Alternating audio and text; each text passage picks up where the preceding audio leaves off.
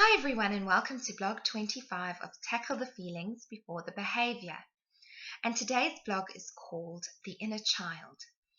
And I'm doing a quick snapshot blog video on this, but I will put a link below to my written blog on the inner child and your inner child if you want a bit more detail. So the inner child, think about it like an actual child inside yourself. That's you. It's who you are, you as a child, and there's quite a few different ages, but it's all within those formative years under 8 years old, and even more so, it's probably much younger than 8, and it's made up of two parts.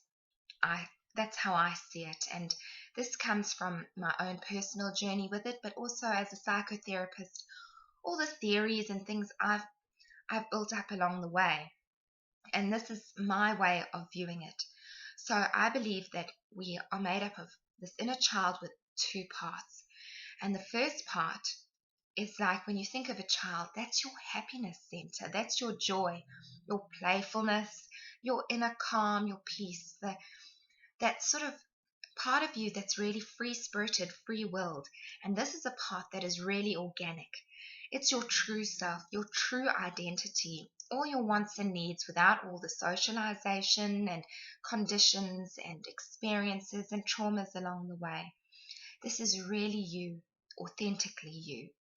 And this is where your creativity comes from, your imagination, everything that sort of is inspired and unique and individual about you, and that real fun-loving, playful part of yourself. That all sits within your inner child. It's that child within us that never grows up, that Peter Pan sort of thing about yourself. That's just magic. And then the second part to your inner child is where your childhood trauma sits. And unfortunately, these two things go hand in hand because all your trauma and all your problems, I believe, with my psychotherapeutic knowledge, but also my own personal discoveries, is that everything in our lives that is difficult comes from childhood trauma. Because we are shaped, those formative years under 4 years old and a bit older, under 8 years old, that's where all the damage gets done. So think about it, that when we go through difficult emotional experiences as a child, which can stem off difficult physical and very real life tangible experiences, but it hits you emotionally because as children, we don't have the brain development to make sense of things for ourselves. And if things aren't made sense of, and we don't know how to process it, and we don't know what to do with this difficult experience, we split off from it, we dissociate from it. And so we kind of get stuck. And it stays at that point, unprocessed, and creates a trauma. And we're all made up of many, many, many of these little traumas, some of them really big. The more difficult your childhood, the bigger your traumas and the more painful your inner child processes are.